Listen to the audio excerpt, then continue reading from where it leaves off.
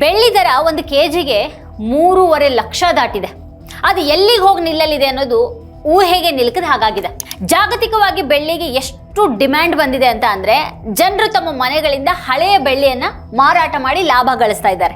ಬೆಳ್ಳಿಗೆ ಬೇಡಿಕೆ ಉತ್ತುಂಗದಲ್ಲಿರುವಾಗ್ಲೇನೆ ಈ ನಡುವೆ ಚೀನಾ ಬೆಳ್ಳಿ ರಫ್ತಿನ ಮೇಲೆ ನಿಷೇಧ ಹೇರಿರೋದು ಎಲಾನ್ ಮಸ್ಕ್ ಅವರನ್ನ ಚಿಂತೆಗೀಡು ಮಾಡಿದೆ.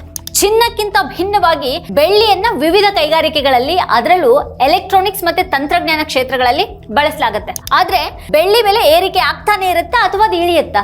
ಈ ಸಮಯದಲ್ಲಿ ಈ ಪ್ರಶ್ನೆಗೆ ಯಾರ ಬಳಿಯೂ ಕೂಡ ಸ್ಪಷ್ಟ ಉತ್ತರ ಇಲ್ಲ. ಒಂದು ಕಡೆಗೆ ಬೆಲೆಗಳು ನಿರಂತರವಾಗಿ ಏರ್ತಾ ಇದ್ರೆ, ಮತ್ತೊಂದು ಕಡೆಗೆ ಹಳೆಯ ಬೆಳ್ಳಿ ಪಾತ್ರೆಗಳನ್ನ ಮಾರಿ ಹಣ ಗಳಿಸೋದಿಕ್ಕೆ ಜನರು ದಾರಿ ಹುಡ್ಕೊಂಡಿದ್ದಾರೆ. ಮಾರಾಟಗಾರರು ಇಲ್ಲಿ ಖಂಡಿತವಾಗಿಯೂ ಲಾಭ ಗಳಿಸ್ತಾ ಇದ್ದಾರೆ.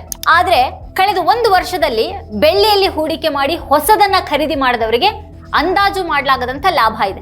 1 ವರ್ಷದ ಹಿಂದೆ ಬೆಳ್ಳಿ ದರ ಒಂದು ಕೆಜಿಗೆ 95,000 ಇತ್ತು.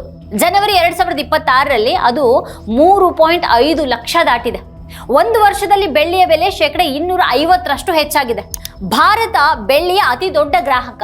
ಆದ್ರೂ ಇತರ ಹಲವು ದೇಶಗಳು ಕೂಡ ಬೆಳ್ಳಿ ವ್ಯವಹಾರದಲ್ಲಿ ತೊಡಗಿಸಿಕೊಂಡಿವೆ ಮತ್ತೆ ಬೆಳ್ಳಿಯನ್ನು ಉತ್ಪಾದಿಸ್ತವೆ. ವಿಶ್ವದ ಬೆಳ್ಳಿಯ 65% ಚೀನಾದಿಂದಾನೇ ಬರುತ್ತೆ. ಆಸ್ಟ್ರೇಲಿಯಾ, ಮೆಕ್ಸಿಕೋ, ಬೊಲಿವಿಯಾ ಮತ್ತೆ ಅಮೆರಿಕಾದಲ್ಲೂ ಕೂಡ ಬೆಳ್ಳಿ ಉತ್ಪಾದಿಸಲಾಗುತ್ತೆ. 2024ರಲ್ಲಿ ಈ ಎಲ್ಲಾ ದೇಶಗಳ ಗಣಿಗಳಲ್ಲಿ ಬೆಳ್ಳಿ ಉತ್ಪಾದನೆ ಹೆಚ್ಚಾಗಿದೆ. 2025ರಲ್ಲಿ ಮೆಕ್ಸಿಕೋ ಮತ್ತೆ ರಷ್ಯಾದಲ್ಲಿ ಪೂರೈಕೆ ಸುಧಾರಿಸಿದ್ರೆ, ಪೆರು ಮತ್ತೆ ಇಂಡೋನೇಷ್ಯಾದಲ್ಲಿ ಪೂರೈಕೆ ಕಡಿಮೆ ಆಯಿತು.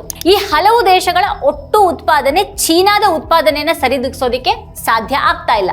ಚೀನಾ ಈ ವರ್ಷದಿಂದ 2027ರವರೆಗೆ ಬೆಳ್ಳಿ ರಫ್ತುಗಳನ್ನ ನಿಷೇಧ ಮಾಡಿದೆ. ಹಾಗಾದ್ರೆ ಏನಾಯ್ತು? ಬೆಳ್ಳಿಗೆ ಕೈಗಾರಿಕಾ ಬೇಡಿಕೆ ಕಡಿಮೆ ಆಗ್ತಾ ಇದೆಯಾ? ಅದು ಹೆಚ್ಚಾಗ್ತಾ ಇದೆ ಮತ್ತೆ ಪೂರೈಕೆ ಕಡಿಮೆಯಾಗಿ ಬೆಲೆಗಳು ಏರೋದಿಕ್ಕೆ ಕಾರಣ ಆಗ್ತಾ ಇದೆ. ಸೀಸ, ತಾಮ್ರವನ್ನು ಉತ್ಪಾದಿಸುವಂತಹ ಗಣಿಗಳಿಂದಾನೇ ಬೆಳ್ಳಿಯನ್ನ ಹೊರತೆಗೆಯಲಾಗುತ್ತೆ. ಇನ್ನು ಚಿನ್ನದ ಗಣಿಗಳಿಂದ ಬೆಳ್ಳಿಯನ್ನ ಕೂಡ ಹೊರತೆಗೆಯಲಾಗುತ್ತೆ. ಮತ್ತೆ ಇತ್ತೀಚಿನ ವರ್ಷಗಳಲ್ಲಿ ಚಿನ್ನದ ಗಣಿಗಳಿಂದ ಬೆಳ್ಳಿ ಉತ್ಪಾದನೆ ಹೆಚ್ಚಾಗಿದೆ. ಮೆಕ್ಸಿಕೋ, ಚೀನಾ, ಪೆರು, ಬೊಲಿವಿಯಾ ಮತ್ತೆ ಚಿಲಿಯನ್ನ ವಿಶ್ವದ ಅತಿ ದೊಡ್ಡ ಬೆಳ್ಳಿ ಗಣಿಗಳನ್ನ ಹೊಂದಿರುವಂತಹ ದೇಶಗಳು ಅಂತ ಪರಿಗಣಿಸಲಾಗಿದೆ. ಹಾಗಾದ್ರೆ ಚೀನಾ ತನ್ನ ಪ್ರಾಬಲ್ಯದ ಲಾಭವನ್ನು ಪಡ್ಕೊಳ್ತಾ ಇದೆಯಾ? ರಫ್ತುಗಳನ್ನ ನಿಷೇಧ ಮಾಡೋ ಮೂಲಕ ಅದು ಬೆಳ್ಳಿ ಪೂರೈಕೆಯನ್ನ ಕಡಿಮೆ ಮಾಡೋದಿಕ್ಕೆ ಮತ್ತೆ ಅದ್ರ ಬೆಲೆ ಏರೋದಿಕ್ಕೆ ಕಾರಣ ಆಗ್ತಾ ಇದೆ. ಭಾರತಕ್ಕಿಂತ ಚೀನಾದಲ್ಲಿ ಬೆಳ್ಳಿ ಹೆಚ್ಚು ದುಬಾರಿಯಾಗಿದೆ. ಅಲ್ಲಿನ ಬೆಲೆ ಭಾರತಕ್ಕಿಂತ 17% ಹೆಚ್ಚಾಗಿದೆ. ಬೆಳ್ಳಿ ರಫ್ತಿನ ಮೇಲಿನ ನಿಷೇಧ 1 ವರ್ಷದವರೆಗೆ ಜಾರಿಯಲ್ಲಿದ್ರೆ ಬೆಳ್ಳಿ ಬೆಲೆಗಳು ಮತ್ತಷ್ಟು ಏರಬಹುದು. ಆದ್ರೆ ಚೀನಾ ಇದ್ದಕ್ಕಿದ್ದ ಹಾಗೆ ಆ ಒಂದು ನಿಷೇಧವನ್ನ ತೆಗೆದು ಹಾಕ್ಬಿಟ್ರೆ ಕುಸಿತ ಆಗಬಹುದು. ಪ್ರಪಂಚದಾದ್ಯಂತದ ದೇಶಗಳು ಬೆಳ್ಳಿಯನ್ನ ಕಾರ್ಯತಂತ್ರದ ಲೋಹ ಅಂತ ಕರೆಯೋದಕ್ಕೆ ಪ್ರಾರಂಭ ಮಾಡಿವೆ.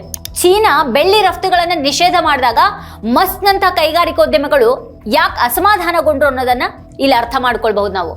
ಉದ್ಯಮದ ಭವಿಷ್ಯ ಅಂತ ಪರಿಗಣಿಸಲಾದಂತಹ ಕ್ಷೇತ್ರಗಳಲ್ಲಿ ಬೆಳ್ಳಿಯ ಬೇಡಿಕೆ ಯಾಕೆ ಹೆಚ್ಚಾಗ್ತಾ ಇದೆ? ಬೆಳ್ಳಿಯನ್ನ ಅನೇಕ ಕೈಗಾರಿಕಾ ಪ್ರಕ್ರಿಯೆಗಳಲ್ಲಿ ಬಳಸಲಾಗುತ್ತೆ ಅಂತ ಮಸ್ಕ್ ಹೇಳ್ತಾರೆ. ಮಸ್ಕ್ನ ಟೆಸ್ಲಾದಂತಹ ಬ್ಯಾಟರಿ ಚಾಲಿತ ಎಲೆಕ್ಟ್ರಿಕ್ ವಾಹನಗಳಲ್ಲಿ ಬೆಳ್ಳಿಯನ್ನ ಬಳಸಲಾಗುತ್ತೆ. ಆದ್ರೆ ಚೀನಾ ಸ್ವತಃ ಅಂತಹ ಕಾರುಗಳಿಗೆ ಅತಿ ದೊಡ್ಡ ಉತ್ಪಾದನಾ ಕೇಂದ್ರ ಆಗಿದೆ. ಹಾಗಾದ್ರೆ ಏರ್ತಾ ಇರುವಂತಹ ಬೆಳ್ಳಿ ಬೆಲೆಗಳು ಚೀನಾಕ್ಕೆ ಹಾನಿ ಮಾಡದೇ ಇರಬಹುದು. ಚೀನಾದ BYD ಎಲೆಕ್ಟ್ರಿಕ್ ಕಾರು ವಿಶ್ವಾದ್ಯಂತ ಟೆಸ್ಲಾಕ್ಕಿಂತಾನು ಹೆಚ್ಚು ಮಾರಾಟ ಆಗುತ್ತೆ. ಬೆಳ್ಳಿಯನ್ನ ಎಲೆಕ್ಟ್ರಿಕ್ ಕಾರ್ಗಳಲ್ಲಿ ಬಳಸಲಾಗ್ತಾ ಇದೆ. ಎಲೆಕ್ಟ್ರಿಕ್ ಕಾರ್ಗಳಲ್ಲಿ ಬಳಸುವಂತ ಈ ಬ್ಯಾಟ್ರಿಗಳ ಅತಿ ದೊಡ್ಡ ಪೂರೈಕೆದಾರ ಅಂತ ಅಂದ್ರೆ ಅದು ಚೀನಾ. ಬೆಳ್ಳಿಯನ್ನ ಬಳಸಿಕೊಂಡು ವಿಶೇಷ ಬ್ಯಾಟ್ರಿಗಳನ್ನ ಅಭಿವೃದ್ಧಿಪಡಿಸಲಾಗ್ತಾ ಇದೆ. ಒಂದು ಸಾಮಾನ್ಯ ವಿದ್ಯುತ್ ವಾಹನ ಸುಮಾರು 25 ಗ್ರಾಂನಷ್ಟು ಬೆಳ್ಳಿಯನ್ನ ಬಳಸುತ್ತೆ. ಆದ್ರೆ ದೊಡ್ಡ ವಾಹನಗಳು 50 ಗ್ರಾಂ ಬಳಸುತ್ತವೆ. ತಂತ್ರಜ್ಞಾನ ಘನಸ್ಥಿತಿಯ ಬೆಳ್ಳಿ ಬ್ಯಾಟ್ರಿಗಳಿಗೆ ಬದಲಾದ್ರೆ ಪ್ರತಿ ವಾಹನಕ್ಕೆ 1 kg ಅಥವಾ ಅದಕ್ಕಿಂತ ಹೆಚ್ಚಿನ ಬೆಳ್ಳಿ ಬೇಕಾಗಬಹುದು. ಹಾಗಾದ್ರೆ ಎಲೆಕ್ಟ್ರಿಕ್ ವಾಹನ ಬ್ಯಾಟ್ರಿಗಳು ಕಾರ್ಗಿಂತನೂ ಹೆಚ್ಚು ದುಬಾರಿ ಆಗ್ತವ. ಬೆಳ್ಳಿ ಬೆಲೆ ಏರಿಕೆ ಅಂಥ ಕಾರುಗಳ ಬೆಲೆಯನ್ನ ಹೆಚ್ಚು ಮಾಡಬಹುದಾ? ಇದಲ್ಲದೆ ಬೆಳ್ಳಿಯನ್ನ AI data hardware, chips, circuit ಬೋರ್ಡ್ಗಳು ಮತ್ತೆ ಇತರ ಹೈಟೆಕ್ ಎಲೆಕ್ಟ್ರಾನಿಕ್ಸ್ ಗಳಲ್ಲಿ ಬಳಸಲಾಗುತ್ತೆ. ಬೆಳ್ಳಿಯನ್ನ ಸೌರ ಫಲಕಗಳಲ್ಲಿಯೂ ಕೂಡ ಬಳಸಲಾಗುತ್ತೆ. ಹಾಗಾಗಿ ಏರ್ತಾ ಇರುವ ಬೆಳ್ಳಿ ಬೆಲೆ ಉದ್ಯಮಕ್ಕೆ ಎಚ್ಚರಿಕೆಯ ಸಂಕೇತವಾಗಿದೆ. ಕೈಗಾರಿಕಾ ಬೇಡಿಕೆ ಬೆಳ್ಳಿಯ ಬೇಡಿಕೆಯನ್ನು ಕೂಡ ಹೆಚ್ಚು ಮಾಡುತ್ತೆ. ಇದು ಚೀನಾಕ್ಕೂ ಕೂಡ ಸವಾಲಾಗಿದೆ. ಈ ಬೆಲೆ ಏರಿಕೆಯಿಂದಾಗಿ ಕೈಗಾರಿಕೆಗಳು ಬೆಳ್ಳಿಯ ಬಳಕೆಯನ್ನ ಕಡಿಮೆ ಮಾಡಬಹುದು. ಆದ್ರೆ ಇದರಿಂದಾಗಿ ವ್ಯವಹಾರ ಸ್ಥಗಿತಗೊಳ್ಳೋದಕ್ಕೆ ಶುರುವಾಗುತ್ತೆ.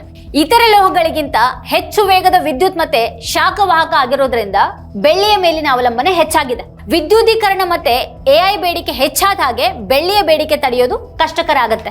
2016ರಲ್ಲಿ ಬೆಳ್ಳಿಯ ಬೇಡಿಕೆ 31,000 ಮೆಟ್ರಿಕ್ ಟನ್ಗಳಷ್ಟಿತ್ತು. 2024ರಲ್ಲಿ ಇದು 36,000 ಮೆಟ್ರಿಕ್ ಟನ್ಗಳಿಗೆ ಏರಿತು. ಈ ಅಂಕಿಅಂಶ ಬೆಳ್ಳಿಗೆ ಕೈಗಾರಿಕಾ ಬೇಡಿಕೆ ಬೆಳೀತಾನೆ ಇರೋದನ್ನ ಸೂಚಿಸುತ್ತೆ. 10 ವರ್ಷಗಳ ಸರಾಸರಿಯನ್ನ ನಾವು ನೋಡಿದ್ರೆ ಪೂರೈಕೆ ಕಡಿಮೆ ಆಗಿದೆ. ಕಳೆದ 1.5 ವರ್ಷದಲ್ಲಿ ವಿಶೇಷವಾಗಿ ಮಧ್ಯ ಮತ್ತೆ ದಕ್ಷಿಣ ಅಮೆರಿಕಾದಲ್ಲಿ ಬೆಳ್ಳಿಯ ಹೆಚ್ಚುವರಿ ಕೊರತೆ ತಲೆದೂರಿದೆ. ಜಾಗತಿಕ ಪೂರೈಕೆ ಸದ್ಯದ ಬೇಡಿಕೆಯನ್ನ ಪೂರೈಸ್ತಾ ಇಲ್ಲ. 2025ರಲ್ಲಿ ಕೈಗಾರಿಕಾ ಬೇಡಿಕೆಯ ಹೊರತಾಗಿನೂ ಮತ್ತೊಂದು ಘಟನೆ ಸಂಭವಿಸುತ್ತೆ. ಭಾರತದಂತಹ ಮಾರುಕಟ್ಟೆಗಳಲ್ಲಿ ಬೆಳ್ಳಿಗೆ ಬೇಡಿಕೆ ತೀವ್ರವಾಗಿ ಹೆಚ್ಚಾಯಿತು. ಭಾರತ ವಿಶ್ವದ ಅತಿ ದೊಡ್ಡ ಬೆಳ್ಳಿ ಗ್ರಾಹಕ ದೇಶ ಆಗಿದ್ದು 80% ಆಮದು ಮಾಡಿಕೊಳ್ಳುತ್ತೆ. ಕಳೆದ ವರ್ಷ ಸುಗ್ಗಿಯ ನಂತರ ಮತ್ತೆ ದೀಪಾವಳಿಗೂ ಮೊದಲು ಭಾರತದಲ್ಲಿ ಬೆಳ್ಳಿಯ ಬೇಡಿಕೆ ಉತ್ತುಂಗಕ್ಕೇರ್ತು. ಚಿನ್ನ ದುಬಾರಿ ಆದ ಕಾರಣ ಜನರು ಬೆಳ್ಳಿ ಕಡೆಗೆ ವಾಲಿದ್ರು. ಇದು ಬ್ರಿಟನ್ ನಲ್ಲಿ ಬೆಳ್ಳಿಯ ಕೊರತೆ ಕಾರಣ ಆಯ್ತು. ಯಾಕಂತಂದ್ರೆ ಬ್ರಿಟನ್ ಭಾರತದ ಬೇಡಿಕೆಯ ಸರಿಸುಮಾರು 50% ಪೂರೈಸುತ್ತೆ. ಇತ್ತೀಚಿನ ವರ್ಷಗಳಲ್ಲಿ UAE ಮತ್ತೆ ಚೀನಾ ಕೂಡ ಸರಬರಾಜು ಮಾಡೋದಿಕ್ ಪ್ರಾರಂಭ ಮಾಡಿವೆ. ಆದ್ರೂ ಬ್ರಿಟನ್ನ ಪಾಲು ಹೆಚ್ಚಾಗಿದೆ. ಭಾರತದಲ್ಲಿ ಜನರು ಖರೀದಿ ಮಾಡ್ತಾ ಇದ್ರೆ ಬ್ರಿಟನ್ ನಲ್ಲಿ ಜನರು ಹಳೆಯ ಬೆಳ್ಳಿ ಪಾತ್ರೆಗಳು, ಆಭರಣಗಳು ಮತ್ತೆ ಇತರ ವಸ್ತುಗಳನ್ನ ಮಾರಾಟ ಮಾಡೋದಿಕ್ ಪ್ರಾರಂಭ ಮಾಡಿ ಅವರು ಲಾಭ ಗಳಿಸಿದ್ರು. 6 ತಿಂಗಳ ಹಿಂದೆ 200 ಪೌಂಡ್ಗಳಿಗೆ ಮಾರಾಟ ಆಗ್ತಾ ಇದ್ದಂತಹ ಬೆಳ್ಳಿ ಚಹಾ ಸೆಟ್ಗಳು ಇವತ್ತು 1,000 ಪೌಂಡ್ಗಳಿಗೆ ಮಾರಾಟ ಆಗ್ತಾ ಇವೆ. ದೀಪಾವಳಿಯ ಸಮಯದಲ್ಲಿ ಬೆಳ್ಳಿ ಪ್ರತಿ ಕೆಜಿಗೆ 1,78,000 ತಲುಪಿತ್ತಾದ್ರೂ ಶೀಘ್ರದಲ್ಲೇನೆ ತೀವ್ರ ಕುಸಿತ ಕಂಡು ಬಂತು. ಮತ್ತೆ ಜನರು ಅದನ್ನ ಖರೀದಿ ಮಾಡೋದನ್ನ ನಿಲ್ಲಿಸ್ಬಿಟ್ರು. ಆದ್ರೆ ಡಿಸೆಂಬರ್ ವೇಳೆಗೆ ಬೆಳ್ಳಿ ದರ ಮತ್ತೆ ಏರ್ತು. ಅಂದ್ರೆ ದೀಪಾವಳಿ ಸಮಯದಲ್ಲಿದ್ದಂತಹ ಬೆಲೆನೆ ಮತ್ತೆ ಬೆಳ್ಳಿಗೆ ಬಂತು. ಈಗ ಬೆಳ್ಳಿಯ ಬೆಲೆ ಪ್ರತಿ ಕೆಜಿಗೆ 3.5 ಲಕ್ಷಕ್ಕಿಂತನೂ ಹೆಚ್ಚಾಗಿದೆ. ಬ್ರಿಟನ್ ನಲ್ಲಿ ಮಾತ್ರ ಅಲ್ಲ, ಭಾರತದಲ್ಲಿಯೂ ಕೂಡ ಹಳೆಯ ಬೆಳ್ಳಿಯ ಮಾರಾಟ ಮಾಡೋದು ಈಗ ಜೋರಾಗ್ಬಿಟ್ಟಿದೆ. ಜನರು ತುಂಬಾ ಬೆಳ್ಳಿಯನ್ನ ಮಾರಾಟ ಮಾಡ್ತಾ ಇದ್ದಾರೆ. ಆಭರಣಗಳಾಗಿರಬಹುದು, ಪಾತ್ರೆಗಳು ಎಲ್ಲವನ್ನ ಮಾರ್ತಾ ಇದ್ದಾರೆ. ಬೆಳ್ಳಿ ನಾಣ್ಯಗಳು ಕೂಡ ಈಗ ಬಹಳ ಜೋರಾಗಿನೇ ಮಾರಾಟ ಆಗ್ತಾ ಇವೆ ಅಂತ ವರದಿಗಳು ಹೇಳ್ತಾ ಇವೆ. ಇದೆಲ್ಲಾನು ಜಾಗತಿಕ ಪರಿಸ್ಥಿತಿಗೆ ಸಂಬಂಧಪಟ್ಟಿದ್ದು. ಶೀಘ್ರದಲ್ಲೇ ಸುಧಾರಣೆಯ ಯಾವುದೇ ಲಕ್ಷಣಗಳು ಕಾಣ್ತಾ ಇಲ್ಲ. ವೀಕ್ಷಕರ, ಈ ಕುರಿತು ನೀವೇನು ಹೇಳ್ತೀರಿ? ನಿಮ್ಗೆ ಅನ್ಸುತ್ತೆ ಅದನ್ನ ವಿಡಿಯೋದ ಕೆಳಗಡೆ ಕಮೆಂಟ್ ಮಾಡಿ ನಮಗೆ ತಿಳಿಸಿ. ಇದೇ ಹೊತ್ತಿನ ಸ್ಪೆಷಲ್ ನೋಡ್ತಾ ಇರಿ ವಾರ್ತಾಭಾರತಿ.